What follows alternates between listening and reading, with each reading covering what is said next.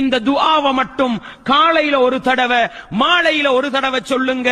24 மணித்தியாலத்துள்ளுக்கு எந்த செகண்ட்ல மௌத்தா போனாலும் அல்ஹம்துலில்லாஹ் சுவனத்துக்குரிய மனிதனாக மாறலாம். ரசூலுல்லாஹ் சொன்னாங்க, சய்யிதுல் இஸ்திக்ஃபார், சய்யிதுல் இஸ்திக்ஃபார் பாடமாக்கிக்கங்க.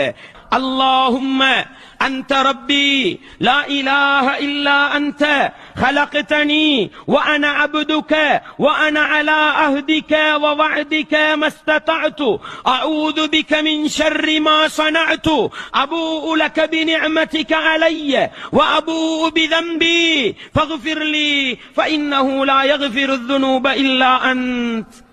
இந்த துஆக்கு என்ன சிறப்பு தெரியுமா?